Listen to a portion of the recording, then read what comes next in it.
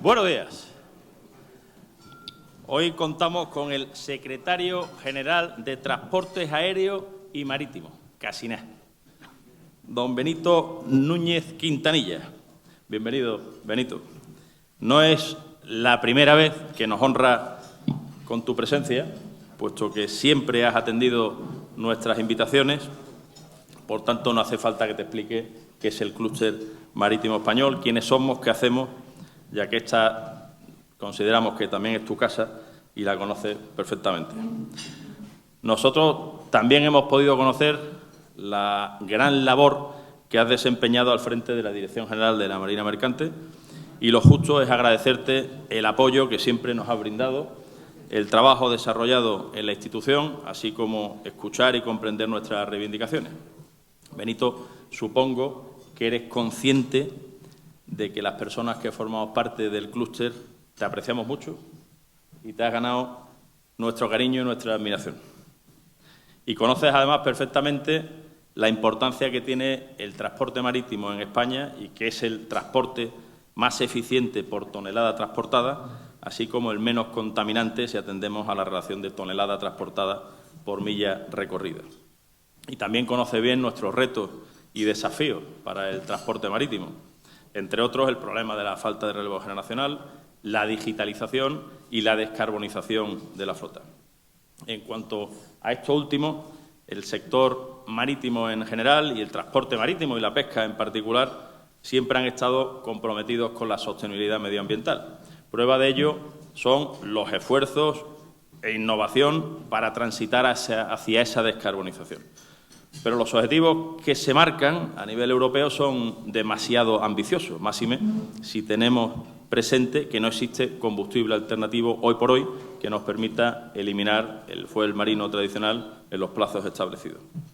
A esto debemos añadir la entrada en vigor del nuevo régimen de comercio de emisiones de la Unión Europea y el reglamento Fuel EU marítimo que promueve los combustibles menos intensivos en carbono, todo con un importante impacto económico para los buques controlados por empresas navieras españolas. Todo esto implica una necesaria renovación de la flota en los próximos años y para ello, querido Benito, necesitaremos ayuda. No olvidemos que no es el único problema. La flota mercante española tiene una debilidad, con más del 70% del tonelaje en registro en pabellones extranjeros. Y es prioritario poner soluciones al registro especial de Canarias, que también conoces, para que nos permita ser competitivos y que sirva de aliciente para que los empresarios españoles vuelvan a abanderar los buques en España. Por último, no quisiera dejar de mencionar los retos tecnológicos, la digitalización, el uso de la inteligencia artificial, la automatización. Son realidades presentes que van a cambiar todos los procesos industriales y el transporte marítimo, por supuesto, tampoco es una excepción. Y en este sentido, ya vivimos los riesgos derivados del uso de las nuevas tecnologías, como es la ciberdelincuencia, que también hemos tratado en algunos de los encuentros con la mar del clúster. Permíteme, antes de que formalmente te presente, que te recuerde algunas de nuestras reivindicaciones. Buscamos una estrategia conjunta e incentivos financieros eficaces para hacer frente a los retos que he mencionado y que tenemos por delante, especialmente en lo que concierne a la transición ecológica. Para poder mantener la competitividad del sector necesitamos la implicación y la ayuda de la Administración pública, tanto a nivel español como a nivel europeo. Se necesita una política global y coordinada de transporte marítimo, tomar decisiones en el marco de la Organización Marítima Internacional, ya que el desarrollo de las normativas más restrictivas que tenemos en el ámbito nacional y en el ámbito europeo nos restarán competitividad y no cumplirán su cometido en pro de la reducción de las emisiones. El caso que hemos vivido recientemente de Algeciras-Tánger yo creo que es clarísimo. El clúster demanda también normas laborales adaptadas a la realidad del sector marítimo y se requieren medidas para reducir el diferencial de precio de los combustibles renovables para fomentar su uso y reducir emisiones. También solicitamos el apoyo para renovar y fortalecer la flota española, mejorar la competitividad de los puertos y promover el empleo azul y la formación de marinos. En este sentido, creemos que una buena campaña de comunicación con la colaboración público-privada y sostenida en el tiempo es imprescindible para lograr atraer a los más jóvenes a nuestro sector genérico de la economía azul.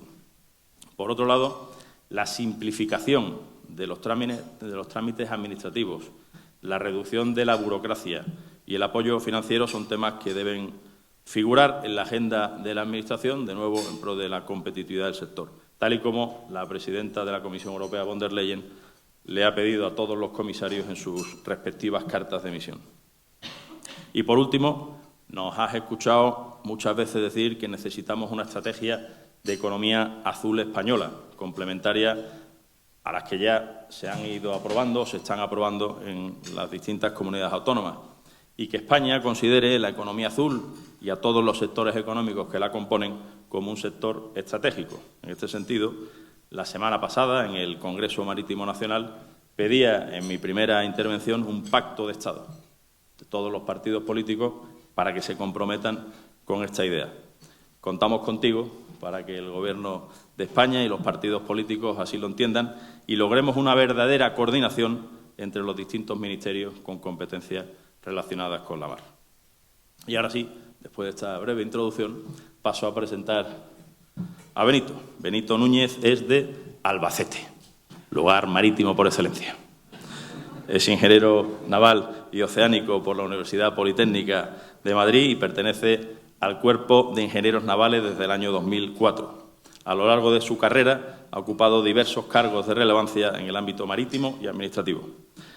Comenzó su trayectoria como inspector naval en la Capitanía Marítima de Burela, donde tenemos una excelente merluza, bonito y muchas otras especies que, como él sabe muy bien, os hará felices si la disfrutáis y la coméis.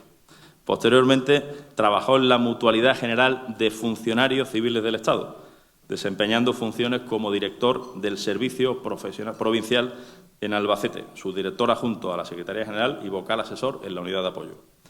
En 2009 fue nombrado subdirector general económico administrativo de la Gerencia de Infraestructuras y Equipamientos del Ministerio de Cultura y en 2010 asumió el cargo de asesor del gabinete de la vicepresidenta primera del Gobierno. Desde 2010 hasta 2018 trabajó como vocal asesor jefe de la Unidad de Apoyo y la Dirección General de la Marina Mercante. Entre el 2014 y el 2018 representó a España en el Consejo de Administración de la Agencia Europea de Seguridad Marítima. Y ya en 2018 fue nombrado director general de la Marina Mercante, cargo que ostentó hasta 2023, cuando pasó a ocupar su puesto actual de secretario general de Transporte Aéreo y Marítimo. Y antes de terminar, os recuerdo un par de cosas importantes. En primer lugar, disfrutad del desayuno. Sabéis que en el clúster estamos en contra del desperdicio alimentario y nos gusta que cuando nos vayamos de aquí los platos estén vacíos, porque es una pena. Anteriormente se tiraba, hoy en día nos lo llevamos para los becarios y para lo que haga falta porque no se puede quedar aquí. Pero comed tranquilo, disfrutad, que no os dé vergüenza, porque vais a disfrutar mucho. Y, en segundo lugar, al finalizar la presentación, se abrirá, como siempre, el turno de preguntas y respuestas. Tenéis todas ahí unas cartulinas donde podréis apuntar las preguntas que consideréis oportunas. Habrá personal del clúster que irá recogiéndolas y me las entregará a mí para luego facilitar el debate. Así que con esto termino. Benito, valor y al toro. Todo tuyo. Cuando tú quieras. Bueno, muy buenos días a todos, en primer lugar, y a mí lo primero que me toca es agradecer el cariño con el que, una vez más, el clúster ha tenido a bien acordarse de mí para participar en estos desayunos informativos. Con el permiso del presidente, yo tengo pensada una presentación de apoyo a la intervención de hoy. Voy a tratar de ser un tanto sucinto en la misma, porque creo que lo más importante de hoy es probablemente la parte en la que vosotros, amigos y colegas, podéis someterme a un amable tercer grado respecto de las inquietudes que tengáis sobre las cuestiones que aparecerán en la presentación o cualquier otras que consideréis que son relevantes. No sé si entrar ya directamente en faena, pero no, vamos a dejarlo para el turno de intervenciones y así permitimos que el debate sobre las múltiples y en muchos casos justificadas, demandas del clúster surja también de la participación de todos los que integran hoy este desayuno. Permitidme un segundo. Bueno, yo creo que es la segunda vez que participo en un desayuno informativo del clúster. Ayer, haciendo un repaso sobre las cuestiones que, bajo el título de iniciativas del Ministerio de Transportes y Movilidad Sostenible para un transporte marítimo eficiente, competitivo y sostenible, estaba repasando antes de venir aquí,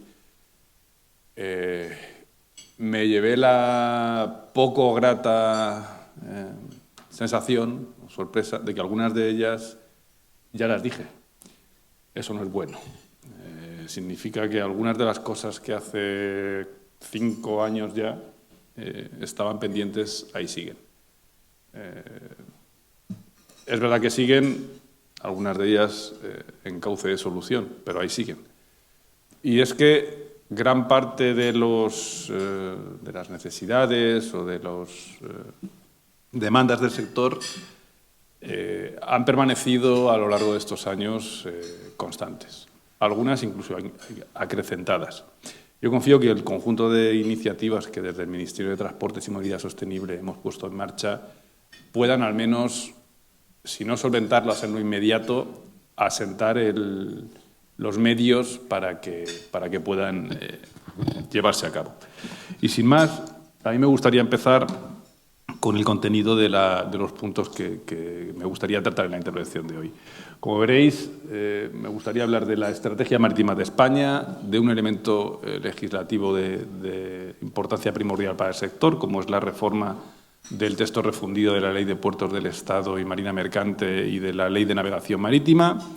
Querría hablar también de un par de herramientas de apoyo al sector que están en fase de desarrollo, que son la orden de avales y la aprobación de una estrategia de descarbonización para el sector marítimo, y acabar con un elemento final que es el que yo creo que tiene un componente menos coyuntural, más estratégico y más de futuro para todos, que es el de asegurar un relevo al conocimiento y a la brillantez de los que integran el sector marítimo español. Y sin más, si me permitís, vamos con el marco estratégico de la Estrategia Marítima de España. Esta, recordaréis, los que asiduos seáis a estos desayunos informativos, que hace no tanto mi colega Gustavo Santana, el director general de Marina Mercante,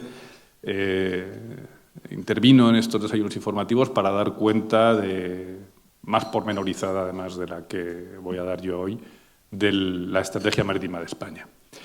La estrategia no deja de ser un instrumento al servicio tanto del sector marítimo como del sector marítimo institucional, del Ministerio de Transportes y del resto de ministerios que tienen interés en el desarrollo de los sectores marítimos españoles, para vehicular las herramientas que consigan dar respuesta a las necesidades del sector. Por ponerlo en términos más llanos, no es más que una palanca de acción política. La estrategia viene a reconocer la importancia del sector marítimo para nuestro país. Yo no voy a volver a repetir las cifras que todos conocemos, el 80% de las importaciones, el 50% de las exportaciones, archipiélagos, kilómetros de costa. Al final estamos en una esquina del continente europeo, somos una especie de rotonda marítima. Lo que pasa al norte de Europa, al otro lado del Mediterráneo, viene del norte a sur, nos acaba afectando y necesitamos tener el reconocimiento de esa importancia, ser todos conscientes de que está ahí. La manera que tiene el Gobierno de España de promulgar esa importancia es estableciendo una estrategia que, dando cuenta, interiorizando esa importancia, establezca las líneas de acción que deben seguirse para dar respuesta a las necesidades del sector. A esto obedece la estrategia marítima, más que todo el contenido, que como veréis, abarca desde objetivos generales de cohesión, sostenibilidad, apoyo a industrias, formación y experiencia, y objetivos también que tienen más que ver con una concepción elevada de la percepción marítima española, pues la independencia geopolítica y la competitividad de nuestro país. Lo importante de todo esto, que ya, como digo, se ha tratado aquí, es el calendario. Es el saber cuándo. Entonces, nuestra intención es que esta estrategia, que ya ha visto el recorrido que estos documentos tienen que llevar para su tramitación, esté aprobada en lo que queda de este trimestre. Es decir, antes de que finalice el mes de marzo, deberíamos tener esta estrategia aprobada por el Consejo de Ministros del Gobierno de España y, a partir de ahí, poner en marcha las distintas líneas de trabajo que en ellas se contemplen. Este documento, aparte de contemplar, en fin, tiene unos objetivos generales, un conjunto de factores, algunos de ellos que ha mencionado Javier en su intervención inicial, como la competitividad en nuestro registro. Lo que tiene es una vocación de permanencia. Esto es un instrumento que pretende que el transporte marítimo de nuestro país se configure como un elemento de importancia política y, por lo tanto, merezca atención política y, como tal, vayan abordándose iniciativas que den respuesta a las necesidades del mismo. Si os parece, no quiero entrar en el detalle de los puntos, porque tampoco es el objeto de la presentación, aquí aburrir a nadie de ellos, pero muchos de ellos se esbozan o se establecen en unos términos un tanto genéricos. Eso tiene que ver también con que muchos de ellos van a requerir una aproximación que no va a estar exenta de problemas. Y por poner un ejemplo, me refiero al de la competitividad en nuestro segundo registro. No creo que se le escape a nadie o no creo que sorprenda a nadie si digo que nuestro segundo registro lo que tiene es un problema de competitividad derivado de la rigidez de la normativa principalmente relacionada con el régimen laboral, que es de aplicación. No descubro nada porque hace poco se aprobó una proposición no de ley en el Parlamento que así viene a constatarlo. Eso que es, en fin, dicho así sin más, no es más que la constatación de una realidad, solventarlo pues va a ser bastante más complicado. Que entra en ese ámbito de equilibrio en el que los intereses de unos y otros van a verse confrontados.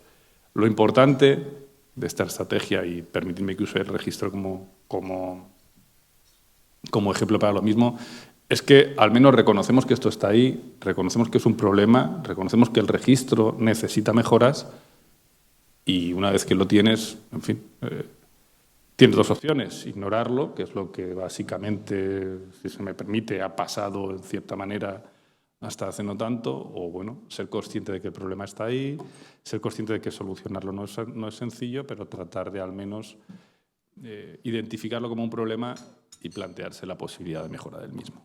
Es solo un ejemplo, no quiero extenderme en este en concreto, tiempo habrá.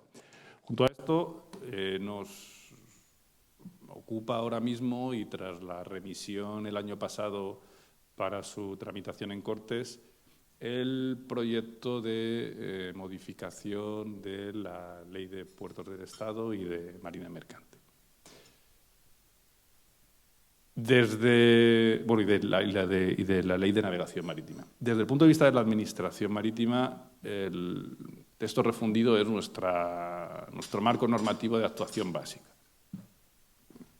Esta ley, que como cualquiera que esté familiarizado con ella sabe que en un 75%, 85% del articulado se refiere a asuntos de la gobernanza portuaria, se refiere al sistema portuario de titularidad estatal, habla de sus tasas, del régimen concesional, de quién compone el Consejo de Administración de cada una de las autoridades portuarias, de qué se identifica como servicio portuario o qué es servicio comercial, cómo se establecen los pliegos, qué plazo tiene la Dirección General de la Marina Mercante para informar los pliegos por cuestiones de seguridad. En fin, es una ley que aunque se llame de Puertos del Estado y de la Marina Mercante, si se llamase de Puertos del Estado y se hubiese extendido y hecho otra de la Marina Mercante, no hubiese pasado nada, porque lo cierto es que en porcentaje mayoritario, enormemente mayoritario, se ocupa de los puertos. Pero esta modificación Se centra en ese otro 15-20%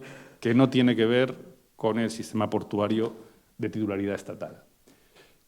En lo que tiene que ver con las competencias del Ministerio, básicamente actualiza nuestro marco normativo de actuación, trata de adaptarlo a nuevas necesidades, que si mi bola de cristal no falla y están los tiempos como para acertar, valga esto como excusa anticipada, probablemente en algún momento tendremos que modificar esa primera adaptación que hace la ley en un futuro no muy lejano. Aborda cuestiones, en fin, como las competencias de la Administración Marítima en tiempos de crisis, que por poner un ejemplo, cuando en marzo del año 2020 nos vimos impelidos, obligados a empezar a adoptar medidas urgentes de restricción de la movilidad de las personas por la pandemia de COVID-19, constatamos que no teníamos herramientas jurídicas para poder abordar aquello. Y teníamos que ir a instrumentos excepcionales que, afortunadamente, y en aquel momento, derivado del estado de alarma, estaban disponibles. Pero todavía me acuerdo de la semana inicial en la que hubo una primera prohibición de vuelos con origen Italia y destino España y de navegaciones de buques de crucero y pasaje con origen Italia y destino España, y no teníamos manera humana de tratar de articular aquello con los elementos legales que la Ley de Puertos en su redacción actual tenía disponible. En fin, se trata de actualizar un marco normativo que casi 30 años después, más de 30 años después de su redacción inicial, se ha visto un tanto sobrepasado por la realidad, valga decir eso. Junto a esto, y en el ámbito estricto de competencias que tiene que ver con lo que el Ministerio de Transportes y Movilidad Sostenible tiene respecto de la actuación del sector marítimo español, también ha tratado de dar respuesta mejorando y facilitando el desarrollo del sector. Trata de mejorar la competitividad de nuestro segundo registro canario, crea como elementos instrumentales 2 nuevos registros de Ceuta y Melilla, que tienen un enfoque de desarrollo vinculado a la náutica de recreo. Trata de actualizar las condiciones para la determinación del porcentaje de ciudadanos comunitarios españoles o de la Unión Europea en los buques abanderados en el segundo registro. Facilita en gran medida los trámites que la Administración Marítima tiene que ver con el tráfico mercantil en los registros. En fin, trata de hacer la vida más sencilla al sector. Esto es un primer paso y es también un ejercicio de reconocimiento de esa voluntad expresada también en la Estrategia Marítima de España de que el sector merece atención y merece un trato más eficiente por parte de la Administración española. No soluciona todo. La Ley de Puertos es lo que es y no todas las cuestiones que afectan a los buques abanderados en nuestro registro están ahí, pero sí da una respuesta en la medida de nuestras posibilidades. Junto a esto, se actualizan también determinados preceptos jurídicos que el paso del tiempo ha constatado que tras la aprobación de la Ley de Navegación Marítima ya por el año 2014 necesitan cierta ayornamiento, que dirían los italianos, cierta actualización. No ha pasado tanto tiempo, bien es cierto que esta ley venía a sustituir a nuestro vetusto Código de Comercio del año 1882 en lo relativo al tráfico mercantil marítimo. Algunas de las cosas, ajustes finos, tengo que decir, se han constatado que necesitan un cierto apaño. A ello viene la ley. Y junto a esto a mí me gustaría destacar un elemento que creo que sí que tiene importancia en la ley y que también viene alineado con este objetivo de darle elementos de contribución y de importancia al sector, que es la creación de una comisión nacional en la que los agentes del sector marítimo tengan participación. Hasta ahora, y curiosamente, No ha sido el caso en este sector. No ha habido un órgano en el que se sentasen las administraciones y los agentes involucrados en el sector y pudiesen intercambiar de tú a tú impresiones, reproches o, llegado el caso, lo dudo mucho, felicitaciones. Ahora sí, creemos que es un buen elemento, creemos que además la fórmula de participación con la que se diseña permite que no solo la Administración de tutela, la Administración Marítima, el Ministerio de Transporte se sienten en esa mesa, sino que se sienten también representantes del resto de ministerios u organismos públicos concernidos en la actividad diaria del sector marítimo y puedan ver confrontada su actuación con las demandas del sector. Y eso viene también, de nuevo, alineado con el espíritu de esta estrategia marítima española, que lo que pretende, entre otras cosas, es dotarnos de instrumentos para crecer y desarrollar el sector. Junto a esto tenemos, derivado de un mandato recogido en el Real Decreto Ley de medidas excepcionales por el incremento de los precios derivado del conflicto, de la agresión, la guerra de agresión rusa a Ucrania.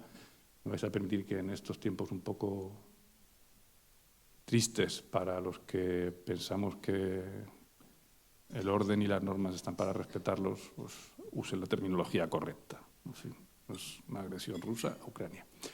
Este Real Decreto Ley preveía la creación de una línea de avales que permitiese la modernización de la flota.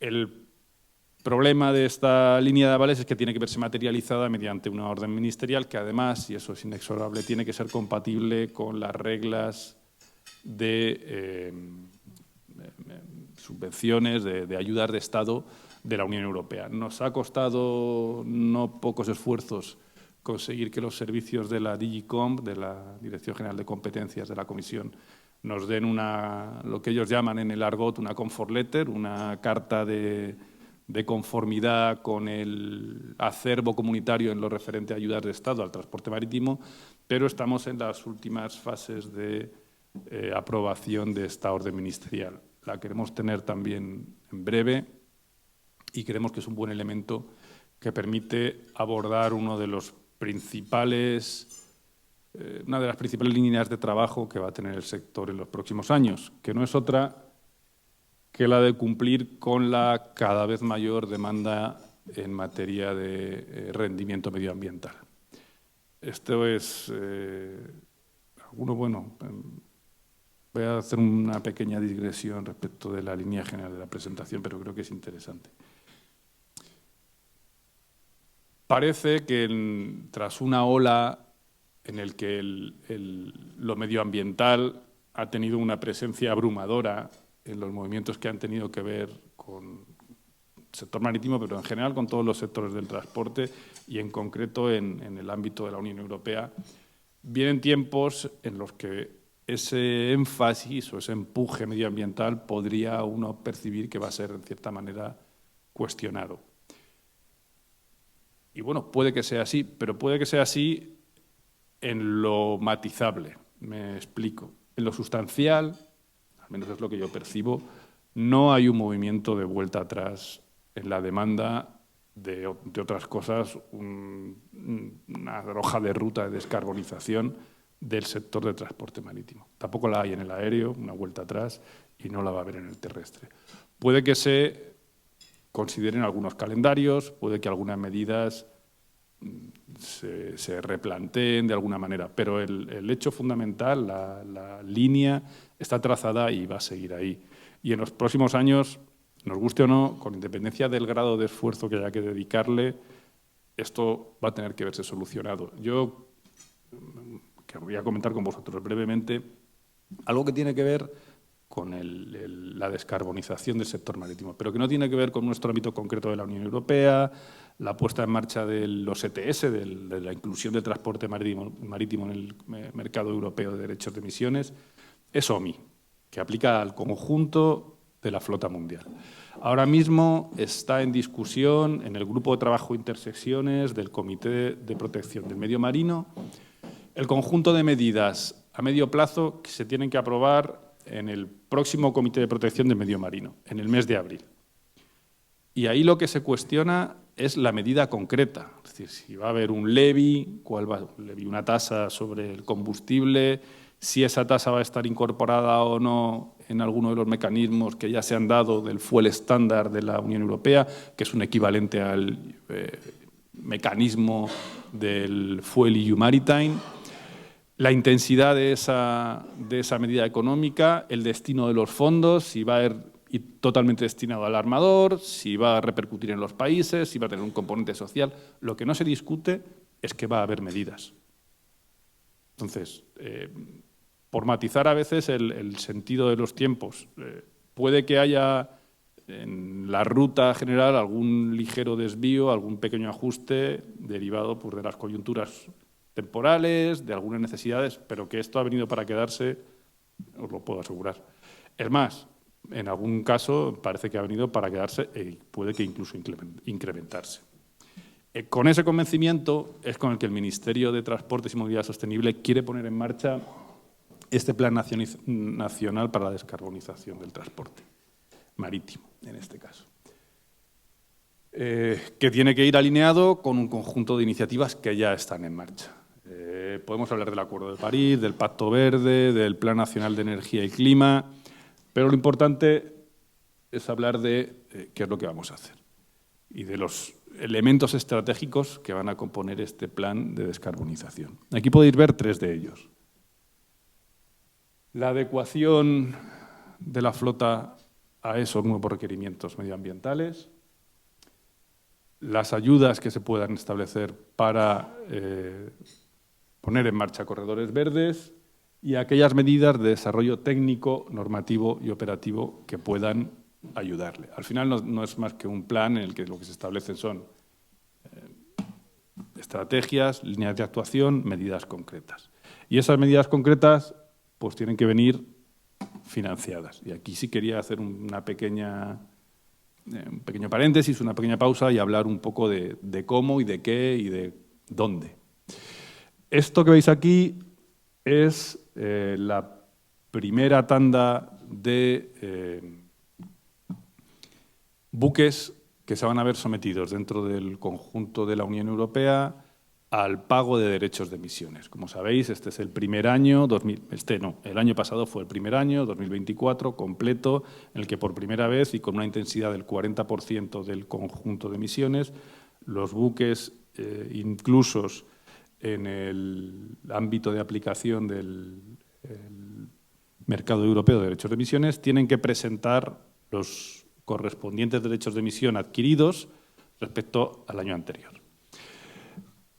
De esta cifra, lo verdaderamente relevante es la última de las columnas, donde pone porcentaje de buques. Hay buques que pertenecen a o están abanderados en países de la Unión Europea, hay buques que no están abanderados en países de la Unión Europea y que van a venir aquí.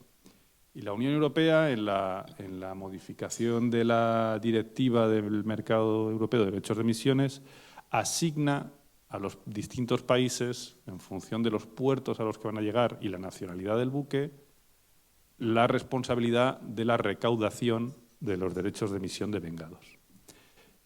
Para España, como veréis, y derivada de la escasa presencia de flota nacional, el porcentaje que supone el número de buques y compañías pues es ridículo, ¿no? 95 sobre un total de 95 buques sobre un total de 7.075 europeos, tenía que tener alguna pantalla, pero me voy a dejar aquí la nuca, y 25 compañías sobre 1.287. Para el conjunto de Europa, pues serían 3.084 buques de un total de 12.000. Pero es que lo mejor es la última, que es la asignación que se hace a otros buques de terceros países. 2.899 buques para España, el segundo país es los Países Bajos, con 1.171. ¿Qué resulta de esto? Que solo en nuestro país el 53% de todos los buques que sujetos a la compra y a la presentación de derechos de emisiones en el ámbito del mercado de derechos de emisiones de la Unión Europea son responsabilidad de España. Son responsabilidad de gestionarlos por porque esto al final es un... No quiero ser especialmente crítico, pero el sistema dista mucho de ser automático. Esto no es como el que va al cajero y presenta los derechos y a volar. Tiene un sistema de verificación en el que el conjunto de maquinaria a bordo que tiene emisiones tiene que comprobarse y verificarse, una verificación de las millas en función de esos consumos y en función de esas verificaciones dobles, una certificación de los derechos de emisión que hay que compensar. Esto tiene una parte muy mala para la Administración española marítima, que es la encargada en gran parte, no de la parte final, no de la comprobación del pago de derechos, pero sí de toda la verificación anterior, de comprobar que ese 53% de todos los buques sujetos efectivamente cumplen, para lo cual tenemos exactamente el mismo número de medios que cuando teníamos que comprobar ninguno. Va a ser digno de ver. En fin, ya estamos en ello y trataremos de solventarlo. Y una parte buena, que es la recaudación. Sabéis que la recaudación que tiene que ver con los mercados de derechos de emisiones, una parte está asignada directamente a la Unión Europea y otra es nacional. Es de esa parte nacional en la que desde el Ministerio queremos establecer como fuente de financiación de las medidas que contempla la estrategia de descarbonización. Al final, perdonad,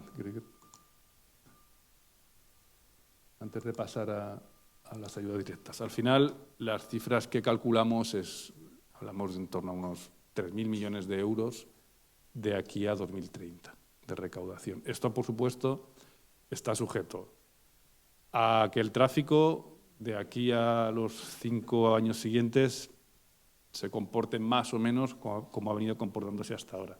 Que el precio de la tonelada de carbono se mantenga en un entorno de los 60, 70, 80, 90 euros. Si sube o si baja, o si el ritmo de descarbonización de otros sectores se acelera, probablemente ese precio baje y esa recaudación también baje. Si no pasa eso, sabéis que el mercado de derechos de carbono es, por así decirlo, limitado, se va acotando cada año y eso va a hacer que el precio oscile. Además, aquí hay una estructura financiera derivada de un conjunto de medidas de arbitraje en el que se puede comprar futuros o no. En fin, dista mucho de ser sencillo de tener una aplicación automática. Pero en cualquier caso son cifras representativas, sobre todo si pensamos en un sector que en el caso español y en el caso armador español en concreto, pues no es del tamaño del que puede tener un país como Malta o Chipre o en este caso Portugal en el registro de Madeira. Nuestra intención es poder nutrirnos de esos fondos para poner en marcha medidas que vayan destinadas, por un lado, a reducir el incremento de coste que tiene la renovación de la flota cuando uno invierte en nuevos buques o nuevas tecnologías o hace un retrofit encaminadas a tener un mejor comportamiento medioambiental, medidas encaminadas a facilitar la implantación de combustibles alternativos. Eso implica, de alguna manera, no quiero adelantar nada hasta que no tengamos todo claro, pero tiene que ir por esa vía, subvencionar el diferencial de coste de determinados combustibles para fomentar, por un lado, la disponibilidad de los mismos y, por otro, el uso, y medidas encaminadas a que en determinadas rutas que se consideren como elementos tractores de esta implantación de nuevos combustibles, se pueda también establecer sistemas de ayudas que permitan que los que primero se establecen como usuarios avanzados en combustibles alternativos o tecnologías de reducción de emisiones puedan ver compensado, al menos parcialmente, ese sobreesfuerzo financiero que va a requerir. No sé qué hora es. Permitidme un segundo. Y 43. Vamos en hora. Fantástico. Pues con esto yo querría ir al último de los puntos de mi presentación, que es el de impulso de las vocaciones. aéreas y marítimas, podéis excluir la parte aérea y nos centramos en las marítimas. Yo os decía al principio de la intervención que efectivamente creo que uno de los principales retos que vamos a tener de aquí a 10, 15, 20 años va a ser conseguir que los jóvenes se interesen por este sector. No porque no sea interesante, sino porque hay menos jóvenes. Cuando yo, en fin, permitidme que os cuente una parte anecdótica de mi carrera, pero cuando yo ingresé en la Escuela de Ingenieros Navales de Madrid, algún compañero veo por aquí, éramos en el primer año 280 alumnos. Aquello era, en fin, uno iba, fuese por donde fuese, había gente de su edad. Y es que yo, que nací en el año 1976, nací en el segundo año en la historia de España en el que más gente ha nacido. Hoy, en el año 2025, en el que España tiene casi 15, 16, 17 millones más de personas, nace una tercera parte de la gente que nacía en España en el año 1976. Y nacen igual y cumplen igual 18 años, y al igual que me pasaba a mí en 1990 y algo, tienen que optar y tienen que decidir. Y al final los sectores vamos a acabar compitiendo por el talento joven y por la fuerza laboral joven y con nuestra capacidad de atraer a las personas. Este sector tiene una parte de atractivo que es consustancial al mismo. El mar en sí es en fin, no hace falta que uno puede coger un mapa de densidad de población en España y ver que esto es un punto central y una periferia de gente que vive en torno al mar. En sí tiene atractivo, y el sector también. Es bonito, es tecnológico, te permite conocer gente, culturas, viajar, pero eso lo tienen muchos otros sectores. Y os lo digo yo, que tengo una pata en el marítimo y otra en el aéreo, y esto mismo que me pasa aquí, me pasa en el aéreo. Hay una falta general de gente joven y de vocación en determinadas profesiones, y las marítimas están ahí. Nuestro objetivo es tratar de, en la medida de lo posible, tratar de paliar esto.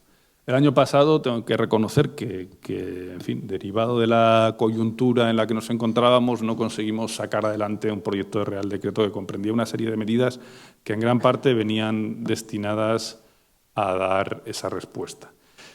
Este año ya hemos sacado a la primera fase, que es la de formación pública, un proyecto de Real Decreto que quiere retomar ese y que este año, dado la premura con la que nos hemos puesto a ello, sí tengo confianza en que vaya a salir adelante. Y prevé determinadas acciones, entre otras, unas líneas de subvenciones directas a los representantes de los colectivos que entendemos que tienen una mayor necesidad de generar atractivo en los jóvenes, en concreto a los colegios profesionales de la Marina Mercante y de ingenieros navales, que son básicamente las dos grandes fuentes de profesionales específicos formados concretamente en el sector. También prevé una línea de subvenciones a un proyecto que tiene un especial cariño, que es el de la educación azul. Creemos que el fomento temprano es clave para que luego esa semillita cale y la gente quiera venir a trabajar con nosotros. Y no nos olvidamos, tengo que decir que para disgusto mío, de una línea que también consideramos fundamental, que es la de la subvención o la bonificación a los costes para el embarque de alumnos de escuelas náuticas. En mi descargo, y permíteme que lo diga, frente a la falta de éxito en la tramitación del Real Decreto del año pasado, yo sí querría recordar que esta partida, que ahora mismo está dotada con 1 millón de euros, empezó en, si no recuerdo mal, 180.000, cuando yo llegué en aquellos tiempos ya lejanos del 2018, a la Dirección General de la Marina Mercante. Nuestro objetivo, como digo, es retomarla, es además incluir en este Real Decreto la posibilidad de que esas bonificaciones cubran también gastos del 2024 para que cubran los 2 ejercicios y, por lo tanto, puedan acogerse en gastos del año anterior. Y creemos que es una buena iniciativa y que viene a dar respuesta a una necesidad del sector. Y luego yo querría sí compartir una reflexión respecto a esta necesidad de relevo, la falta de vocaciones. En fin, yo, foro marítimo al que voy, foro marítimo en el que, con independencia de lo que se hable, hace 2 semanas en Lisboa era la presentación del informe del EMTER, que es el informe, no sé cómo decirlo en español, el informe medioambiental del transporte marítimo en la Unión Europea.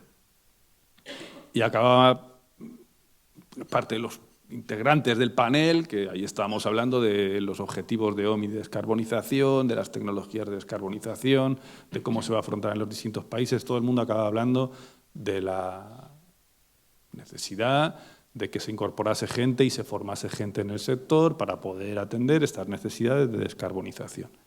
Pero yo siempre, y eso es algo que en fin, creo que en esto los ingleses nos llevan cierta ventaja, que es que, oye, tienen un dicho fantástico: give peanuts, get monkeys.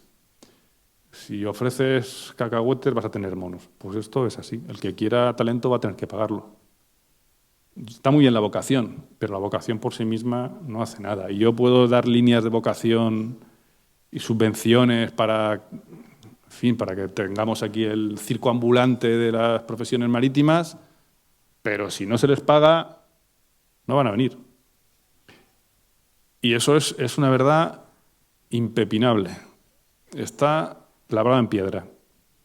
Yo animo a que seamos todos conscientes, empezando por la propia administración, y yo no me excluyo de esto, que somos un muy mal seleccionador y muy mal contratador de personal joven y de talento.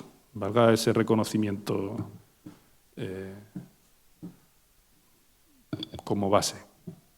Es verdad que lo conseguimos, pero no lo conseguimos por nuestros méritos, lo conseguimos por la valía de la gente que se presenta a las oposiciones. Pero hay que ser consciente de que al final el sector va a tener que verse involucrado en recompensar esa necesidad de relevo, de fuerza laboral y de talento. Y yo con esto, y si os parece, me someto. Bueno, estas son las conclusiones de la presentación. Entiendo, Javier, que la vais a distribuir, así que os la podéis quedar ahí. Sin esto, o sea, con esto, yo si no os parece mal, me someto ahora al correspondiente intercambio de impresiones con vosotros y trataré de daros respuesta a las inquietudes en la medida de que mi capacidad y conocimiento me lo permita. Muchas gracias a todos.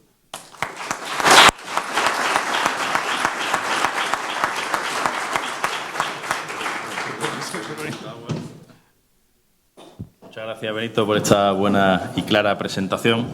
Como has podido comprobar, tu presencia aquí y tu presentación ha suscitado mucho interés. Tenemos la sala llena y una mesa más allí al fondo porque no cabía todo el mundo. En segundo lugar, hay una lección que aprender por parte del clúster y es que tenemos que poner una pantallita ahí delante para que no acabe con tortícolis todos los que vienen aquí a hablar. Así que, Secretaría del clúster, hablaremos con el casino para ver si podemos arreglar esto. Muchas gracias por el apoyo a Educación Azul. Sabéis que nosotros también tenemos un convenio de colaboración con ellos para intentar atraer talento, con lo cual cuantas más entidades estemos trabajando en esta línea, mejor será. Y empiezo con las preguntas. Y voy a empezar con la primera que me ha llegado, y además es que es de una empresa a la que le estoy tirando ahora mismo la caña, a ver si lo pescamos para que entre en el clúster, porque todavía no lo son, pero seguro que se interesarán, que es Martín Bubelia de Repsol. Dice: en relación con la reforma del Real Decreto 1516-2007, que pretende limitar el número de exenciones de bandera comunitaria o española para los tráficos de cabotaje, ¿se ha realizado un estudio de impacto en los distintos sectores para ver la disponibilidad de buques de bandera comunitaria o española? A ver, al grano. Bueno, esto va a depender en gran medida de que esta empresa se una o no al clúster, ¿no? todos los reales decretos tienen una correspondiente memoria de análisis de impacto normativo y tienen que venir acompañados de sus estudios. Dicho lo cual, este Real Decreto está en fase de alegaciones. Yo creo que en la tramitación de este, como en la de todos, va a primar la sensatez. Si esa percepción que intuyo hay aquí de que no va a haber disponibilidad suficiente es así y se constata en las alegaciones que se presente, estoy convencido de que se atenderá por la Dirección General de Marina Mercante, no me cabe duda. Alfredo de la Torre dice, es una pregunta fuera del contexto de esta interesante conferencia, pero hay próximamente un importante congreso náutico en Málaga. Ese es el contexto. Y la pregunta es, ¿va a seguir Marina Mercante la línea de tráfico en lo que respecta, bueno, no sé si pone tráfico o trabajo, pero parece más bien tráfico? Tráfico, pero será trabajo. La transferencia de las embarcaciones de recreo y renovación de los títulos de recreo, ello puede ser bueno tanto para Marina Mercante como para el ciudadano. Yo creo que esto Alfredo lo pregunta por Málaga, sobre todo. No puede ser, ¿verdad? No acabo de entenderlo. La transferencia de las embarcaciones de recreo y renovación de los títulos de recreo. Vale, ya sé a lo que te refieres. Sí, tratar de llegar a un entente, algún tipo de acuerdo con los gestores para que sean agentes externos los que permitan hacer las ITBs en su momento, o ahora un cambio de titularidad en el registro. Estamos trabajando en ello, la verdad. Yo en su momento dejé un proyecto para que esto siguiese su curso en Marina Mercante. Hablaré con mis colegas a ver si podemos retomarlo de alguna manera. Sé que había algún tipo de impedimento legal, pero lo cierto, y eso sí que es una reflexión un poco más de fondo y que nos afecta a casi todos. Marina Mercante, que no es ajena al devenir general de las administraciones, bueno, no voy a hablar de Marina Mercante. La Secretaría General de Transportes Aéreo y Marítimo, que no puede aislarse del sentido general en el que se mueven las administraciones, difícilmente va a ver cómo oleadas de nuevos funcionarios se le incorporan para seguir haciendo lo que ha venido haciendo hasta ahora de la misma manera que lo ha venido haciendo hasta ahora. Hay formas más ágiles, más sencillas y más satisfactorias para todos, para la Administración y para los usuarios, de abordar determinados procedimientos que en sí no aportan demasiado a la Administración. Un cambio de titularidad de una embarcación de recreo, pues, sinceramente, o sea, esto es una inscripción registral. Mientras esté correcta, ¿qué más te da quien la haga? Es así de sencillo. Yo querría ver de alguna manera que esto se puede abordar mediante alguna fórmula de colaboración con agentes externos que permitan facilitarle la vida al usuario. Siempre lo he creído. Yo, en fin, creo que nuestro trabajo no es tanto controlar por controlar, sino controlar por qué queremos controlar y para qué queremos controlar. Y lo que no merezca la pena controlar, pues no controlarlo. Así que yo creo que sí, y creo que Marina Mercante, con sus condicionantes, que hay muchos, y sobre todo de índole legal y técnica, pero sí que está embarcada en este proceso. Una persona anónima, con mucho misterio, pregunta, ¿nos podrías explicar si se están haciendo esfuerzos en reducción de la contaminación acústica? ¿Cuáles son? Me lo he imaginado. Sí hay. Esto va a ser, Teresa, probablemente la próxima oleada de requisitos que venga por parte de organismos internacionales en el ámbito marítimo. Lo relativo al ruido submarino irradiado, veo por aquí a Pluvio, que sé que ha intervenido con nosotros en algún grupo de trabajo en la Organización Marítima Internacional, está cada día tomando más cuerpo. No solo por la afectación a cetáceos o a otras especies acuáticas, sino por una concienciación de minimización del impacto de las actividades marítimas. Va a ser cuestión de tiempo, pero pero sí, va a llegar, y va a llegar más pronto que tarde, no me cabe duda. Yo llevo muchos años participando en reuniones en Naciones Unidas y este era uno de los temas que siempre se trataban allí, se tratan, vamos. Elena Seco, de ANAVE, dice lo siguiente. Muchas gracias por el interesante repaso de los principales asuntos que preocupan al sector. Primera pregunta. ¿De quién depende en España que los fondos ETS reviertan en el sector del transporte marítimo? ¿Cómo podríamos desde el sector apoyar e impulsar este objetivo? Y luego añade, ¿se atreve a dar una fecha para la tan esperada orden de avales? Bueno, gracias, Elena. Todas fáciles. Déjame un segundo, Javier, voy por puntos. ¿De quién depende en España que los fondos ETS reviertan en el sector del transporte marítimo? Pues de Hacienda, como todo. A ver, sabéis que en el momento de la negociación de la directiva que modificaba la Directiva Europea del Mercado de Derechos de Emisiones hubo una pelea sustancial entre los distintos agentes en la Unión Europea, por un lado DigiMove, DigiBudget, todos los que por una parte o por otro DigiClima, que es el responsable al final último de estos fondos, de que por un lado DigiClima o las autoridades medioambientales, por decirlo, por no personalizar en DigiClima, que no tiene nada no es cuestión y además no es lo correcto.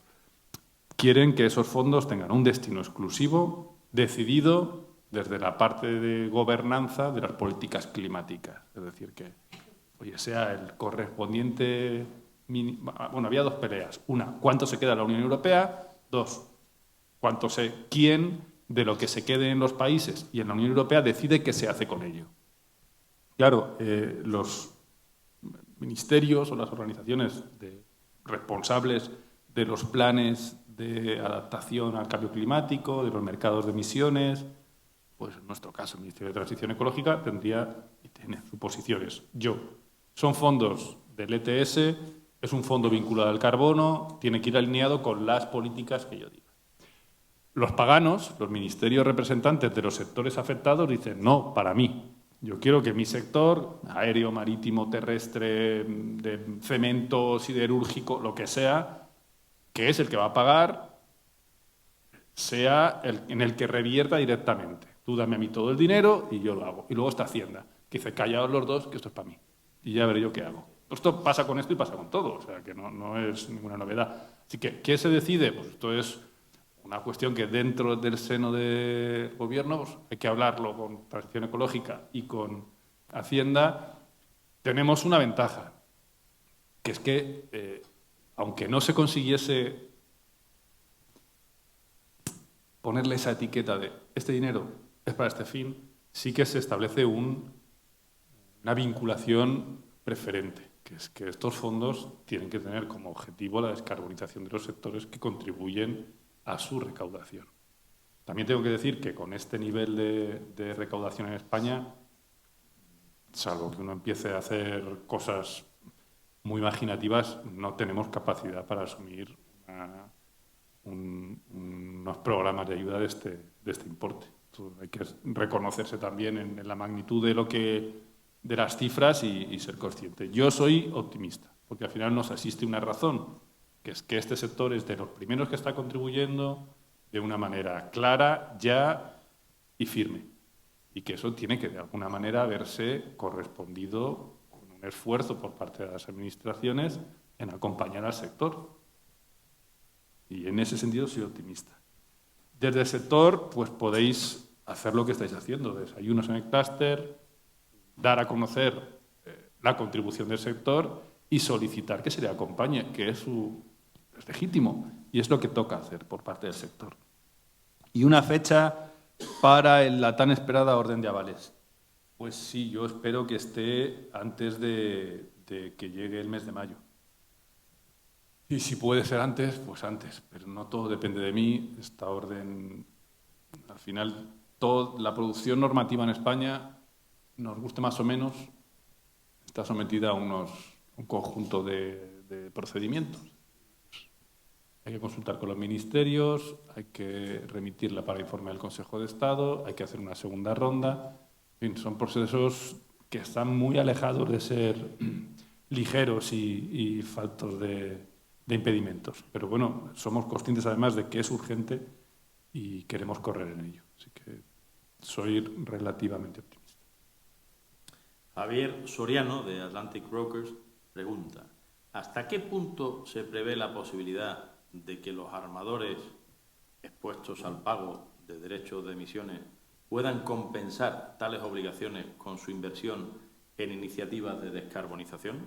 Y añade: esta sería una forma de hacer más atractiva la inversión privada en energías renovables, offshore, contribuyendo a la financiación de tecnología donde algunos developers españoles son líderes. La idea no es mala, pero no funciona así.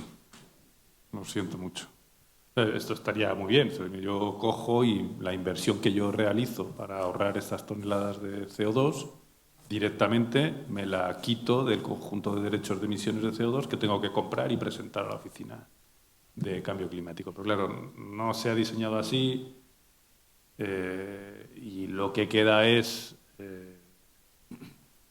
hacer esas inversiones, confiar en que vayan acompañadas de instrumentos financieros de apoyo y que eso redunde en que tus derechos de emisiones se reduzcan y tengas que pagar menos factura por él. Pero a día de hoy no está contemplada esta medida y no la veo factible en el esquema general que se ha diseñado. Siento mucho. Pilar Tejo pregunta: ¿la vocación de permanencia de la estrategia marítima se traduce en que se va a recoger en la Ley de Puertos y Marina Mercante lo que permitiría su actualización periódica y compromiso presupuestario? Pues no. No, y además no sería buena idea. Modificar las leyes, y más con el momento político que vive España y que no creo que vaya a retornar a una placidez de hipermayorías en los próximos años, ni siquiera creo que fuese la forma más acertada de hacerlo. Yo a los hechos me remito. La modificación del texto refundido lleva peleándose desde el año 2019. Hemos conseguido su remisión a Cortes después de no pocos esfuerzos en el año pasado y ahora tenemos que ver cómo sale. Poner cosas en la ley. La ley acompaña en aquellas cuestiones que son coherentes con la estrategia y que necesitan verse recogidas ahí. Este comité asesor, sin ir más lejos. Es coherente con que si tú tienes una estrategia que dice esto es importante, crees un órgano en el que esa estrategia se discuta y tenga voz. Pero la vocación de permanencia y la posibilidad de modificación de la misma tiene más que ver con que se apruebe, con que se ponga en marcha. Yo lo que sí me comprometo es cuando la tengamos, constituir una primera reunión sin necesidad de que esto esté contemplado se haya visto aprobada la ley, de un tipo de órgano de gobernanza que la siga y vea que efectivamente lo que ahí se recoge se lleva para adelante. José Manuel García Muiña, de Proes Consultores S.A. En el contexto de la estrategia de descarbonización, ¿qué papel y qué previsión hace del gas natural licuado como combustible marítimo? Bueno,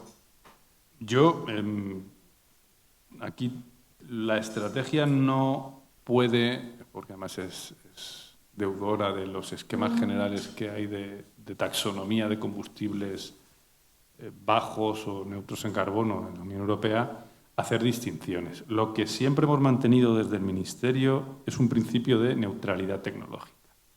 A mí me da igual que la descarbonización se haga con metanol, se haga con amoníaco, se haga con... En fin, es que a mí me da lo mismo. Yo lo que quiero es que se haga el proceso de descarbonización. Yo diría, y creo que es algo que juega a favor del GNL, que es un combustible que es fácil elaborar como sintético. El EGNL no es más que metano, CH4, que tiene un proceso relativamente sencillo, que cuenta con una considerable ventaja, que es que ya existe tecnología de uso del mismo, existe la logística para la distribución del mismo y existe la infraestructura para el suministro del mismo. Y además de una manera que es mucho más manejable que otros combustibles. Al final, esto es una cosa que el sector, en fin, vamos a ver cómo va en los próximos años. Yo, ya sé que hay muchas, pero voy a hacer una pequeña digresión.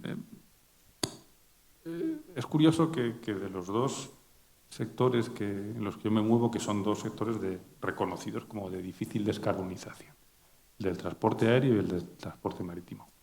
En uno la solución tecnológica es muy sencilla. El queroseno es un estándar y los combustibles SAF, que es combustibles alternativos de aviación, simplemente son fórmulas en las que el origen energético puede variar, puede ser origen biogénico, puede ser hidrógeno verde, sintetizado en una molécula a través de un proceso en queroseno, pero al final el combustible es el mismo, es un puñetero estándar. Aquí no.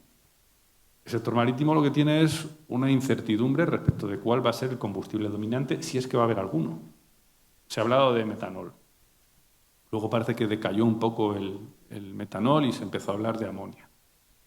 De vez en cuando alguien decide que es GNL y ya veremos qué pasa luego. Esa incertidumbre tecnológica, en parte, es la que, menos es una sensación que tenemos, es la que está retrasando en parte las inversiones desde el lado de la oferta de estos combustibles alternativos.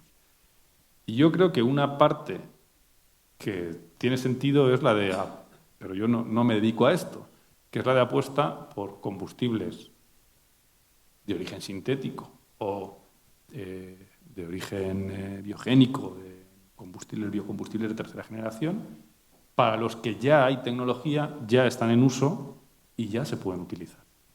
Entonces yo a GNL en ese sentido pues le veo sentido. En cualquier caso, el mercado dirá, porque esto dista mucho como digo, de estar claro cuál va a ser la solución final. José Manuel también pregunta, para el cumplimiento de la descarbonización, ¿son más útiles las sanciones que los incentivos? No lo sé. No lo sé, me gustaría saberlo, pero... Siempre los incentivos. No, depende de cómo te levantes ese día, porque tengas la mañana así un poco tonta de sanciones. Pero no sabría deciros. Yo, por mi carácter, creo que son mejores los incentivos. Pero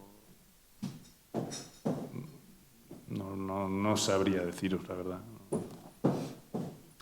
El otro día en el Congreso Marítimo Nacional, no sé si tú estabas, yo creo que ya no estaba en ese momento, el presidente de la Real Liga Naval y vicepresidente del clúster preguntaba a unos cuantos que estaban ahí en la mesa redonda si sería conveniente tener un ministerio del mar o no en España. ¿Tú qué opinas de eso? Mientras yo no sea ministro. Bien. Digo, el otro día le preguntaba en el marco de una reunión de la Red Europea de Clústeres Marítimos, hablábamos de cómo está organizado administrativamente en los distintos países. Italia, al parecer, ahora han puesto en marcha un Ministerio del Mar, que no tiene todas las competencias, pero sí bastante. Y la gente del clúster de allí, italiano, decían que estaban bastante contentos porque por lo menos se estaba intentando coordinar distintas políticas y ministerios que hasta la fecha pues no estaban muy coordinados. Hombre, puede tener sentido, no te digo yo que no, pero yo creo que esto depende más luego de cómo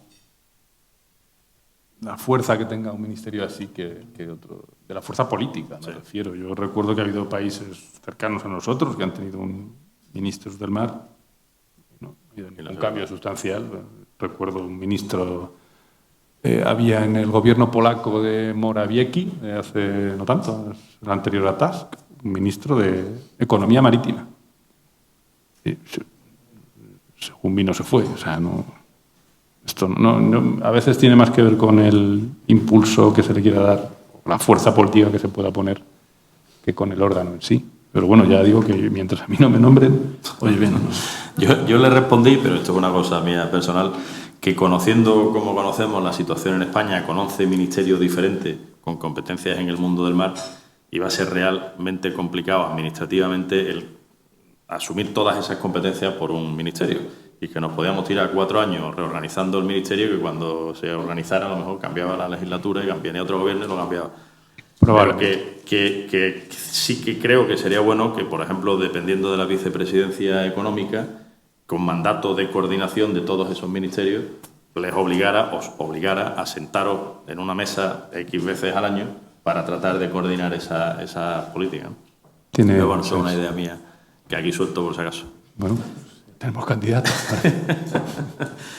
Y relacionado con esto, te lo comentaba antes de comenzar, sabéis que la presidenta de la Comisión Europea le ha dado una instrucción clara al comisario Kostas Kadis, el comisario chipriota de Pesca y Océanos, de poner en marcha, de lanzar el Pacto Europeo de los Océanos.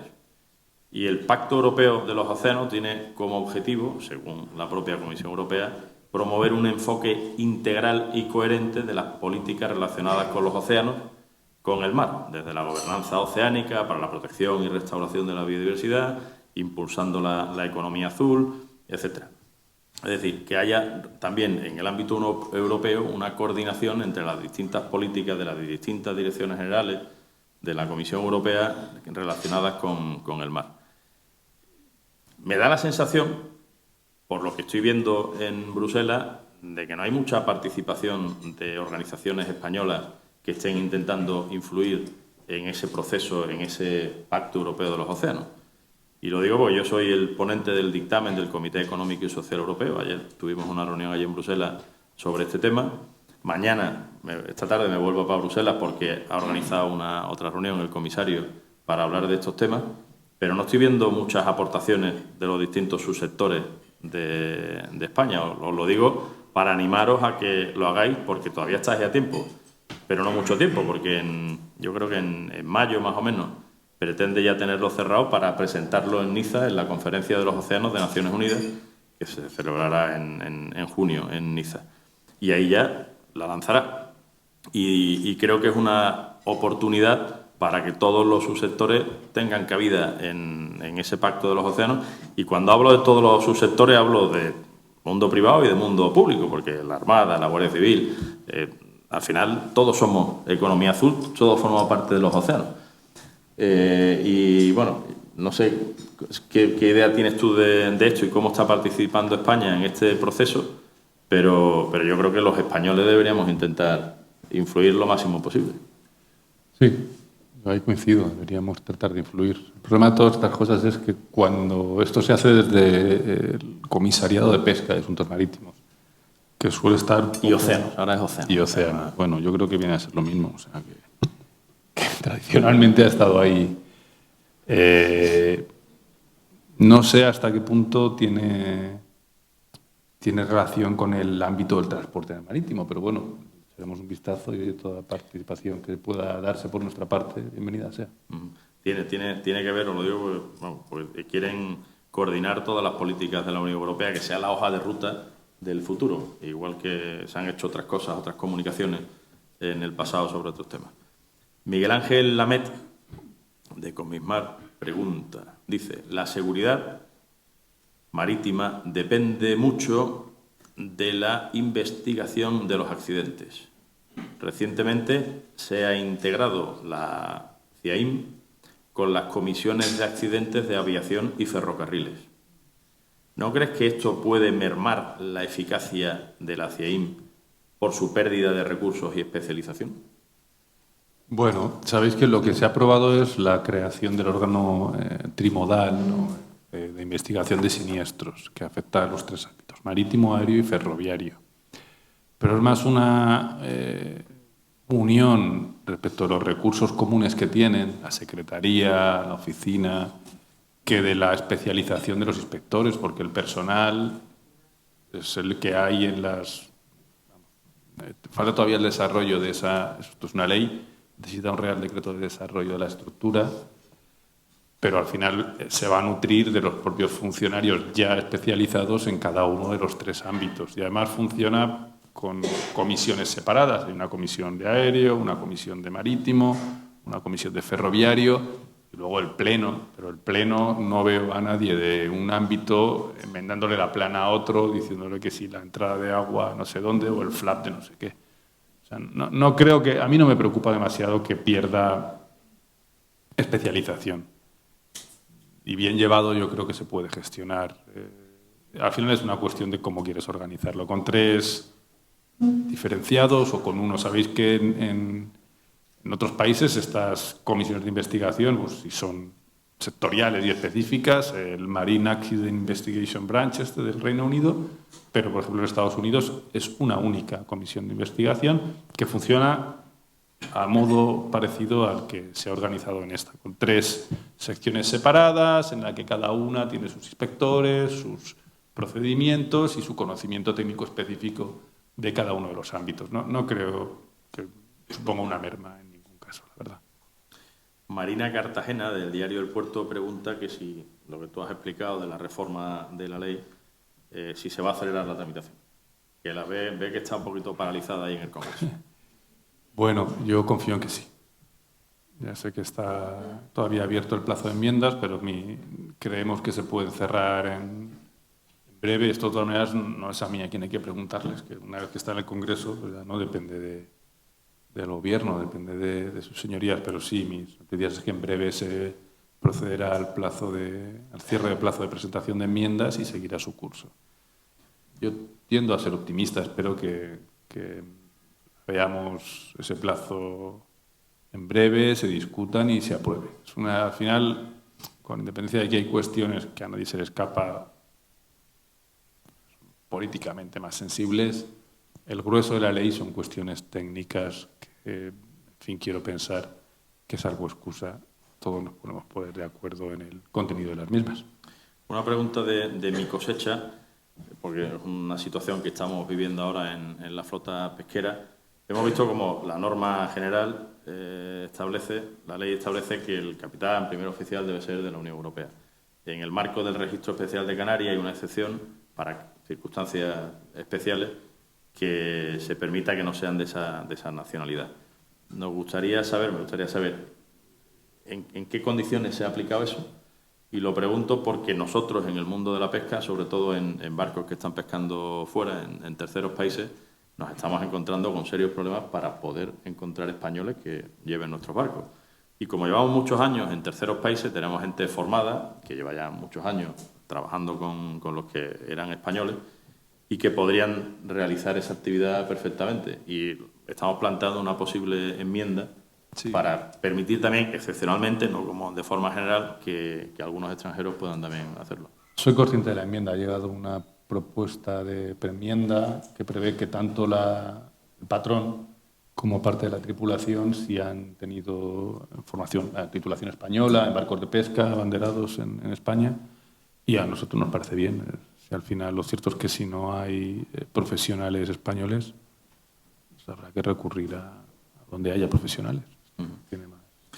Otra pregunta, yo lo comentaba al principio de mi intervención, una de las indicaciones que von der Leyen le ha dado a cada uno de sus comisarios es que se reduzcan las cargas burocráticas en la Unión Europea en torno al 30%, dependiendo si es pequeña y mediana empresa o no. Y tengo una pregunta aquí, dice, ¿qué reformas regulatorias se están llevando a cabo para simplificar los trámites burocráticos para las empresas relacionadas con el mar? Pues un ejemplo era el que comentaba a raíz de la pregunta de Alfredo. Acordar con agentes externos, gestores u otros, que los trámites que, por ejemplo, la compra-venta de una embarcación se puedan realizar, y al igual que pasa cuando uno compra ahora mismo un coche en tráfico, que bueno, hace años tenía que ir a la oficina de la Dirección General de Tráfico y dar de alta el coche. Ahora no. Yo me compré un coche hace ya 10 años y no tiene noticias de tráfico. Es el propio concesionario el que con un gestor realiza, eso para ti es transparente, tú vas allí, sales con la hoja de técnica del vehículo, el permiso de circulación, y ni has pasado por tráfico, ni sabes qué ha pasado, pues ese es el objetivo. Este tipo de cuestiones y reducción de cargas, pues en determinados procedimientos. Muchas veces las cargas administrativas, tengo que decir, no vienen tanto de la ley Si no están tanto en la norma, muchas veces sí, nadie se le escapa, como luego en el proceder de los funcionarios, en el procedimiento, a la hora de pedir determinada documentación que puede ya obrar en poder de la Administración, o pedirla pues porque se lleva pidiendo toda la vida, sin llegar a plantearte si eso tiene algún sentido, ¿no? Entonces, hay una parte, sí, normativa y no se nos escapa, y hay otra que quizás sea incluso más complicado, que es de mentalizar a las administraciones en que eso es un problema incluso para las administraciones. No, y es importante agilizar los procedimientos. Nosotros tenemos casos de barcos que se han intentado importar, abanderar en España, en este caso barcos de pesca. Recuerdo uno que tardó más de 2 años el procedimiento, quizás algo excepcional, cuando en Polonia tardaban 5 días. Ahora, por lo que me dicen, está tardando como 3 o 4 meses. Y en Polonia, que también es de la Unión Europea, tardan 5 días. El armador, al final, cuando tiene que decidir dónde abandera, pues este tipo de cosas también afectan. No me cabe duda, ¿eh? No sé, y nuestro empeño es el de mejorarlo. Quepa duda. Muy bien, pues yo creo que ya estamos terminando. Aquí, bueno, hay una pregunta, dice, teniendo en cuenta la importancia del turismo marítimo y costero, ¿qué acciones se están llevando a cabo para promover un turismo marítimo sostenible que equilibre el crecimiento económico con la protección del medio ambiente y la cultura local? Joder. Igual una pregunta un poquito... un poco complicada, ¿eh? A ver, ¿qué se está haciendo? Pues el Ministerio de Transportes no es responsable de las políticas de turismo. Es verdad que se desarrolla su actividad en un ámbito que tiene mucho que ver con el turismo. En concreto, en la parte marítima, pues desde los cruceros a las actividades relacionadas con la náutica de recreo, pero yo no regulo el turismo. Sí regulo algunos de los impactos que puede tener el turismo. Y yo entiendo que debe ser así. En concreto, en cuestiones medioambientales, pues a nadie se le escapa que por ejemplo, promover determinadas condiciones para el fondeo de embarcaciones en algunas zonas puede aliviar la presión sobre plantaciones de posidonia. Bien. Pero gran parte de la incidencia que tiene el turismo no tiene que ver con la actividad náutica o con el transporte. Yo siempre digo lo mismo, y hay una cosa que se focaliza en determinados ámbitos que tienen que ver con lo marítimo, por poner ejemplos concretos, los cruceros y la actividad náutica de recreo, cuando en números globales es un porcentaje mínimo de la actividad. Cada año entran en nuestro país, quiero mentir, 60, 80 millones de turistas.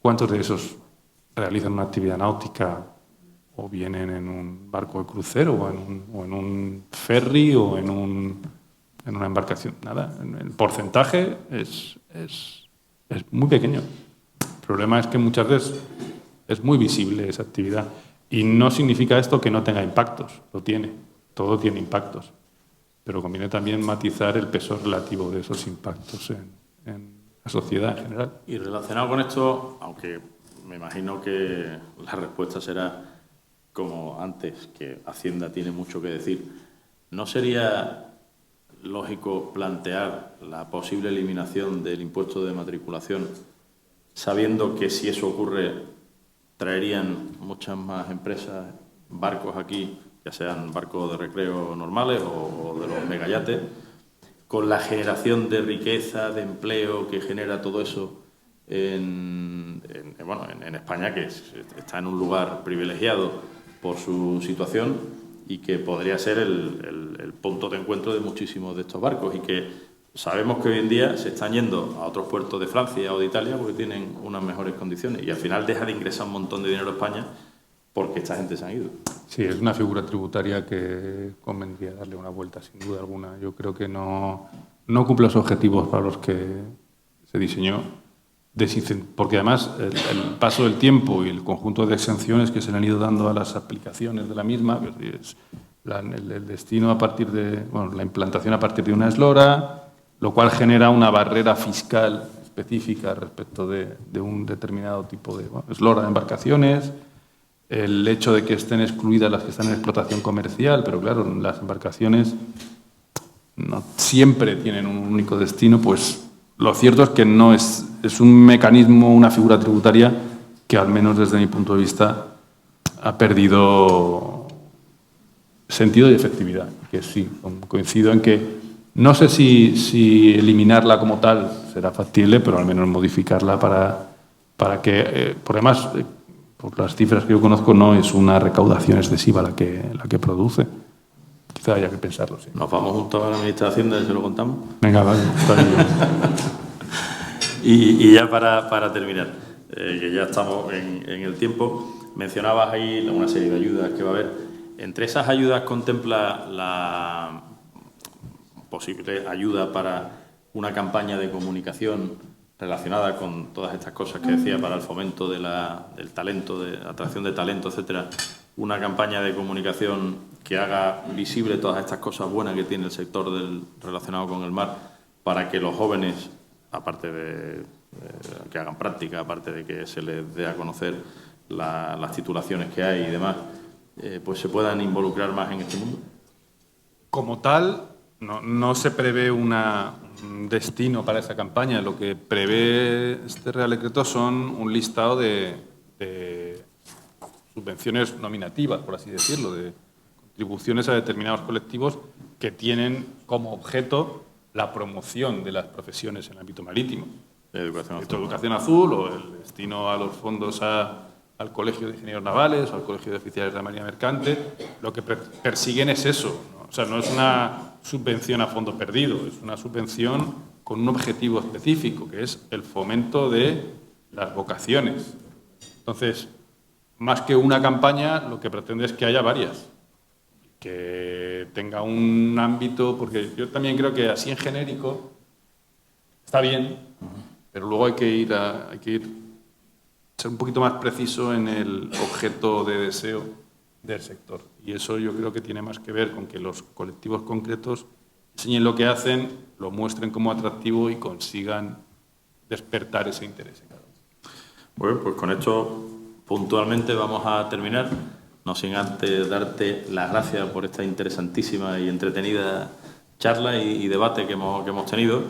Anunciaros que con la directora del Departamento de Seguridad Nacional, que la tenemos aquí, ya hemos comprometido celebrar también un desayuno. Tenemos que concretar la fecha. En mayo hará un año del anuncio de la presentación de la estrategia nacional que realizaron y de defensa marítima, y que será un buen momento para poder aprovechar para hablar de estos temas y qué ha pasado en este año. Así que os invitaremos a todos a que vengáis. De aquí a mayo habrá otro, pero todavía tenemos que cerrarlo. Y termino dando las gracias a todos por vuestra participación. Os animo a seguir vinculados al clúster, de participar lo máximo posible, de tener interlocución con la Secretaría para mostrar vuestro interés, vuestras preocupaciones, para que desde el clúster podamos ayudaros en la medida de nuestras posibilidades, y animaros, y Benito me lo decía antes, terminará seguro así, a disfrutar comiendo pescados y mariscos, porque vais a ser más felices. Muchas gracias.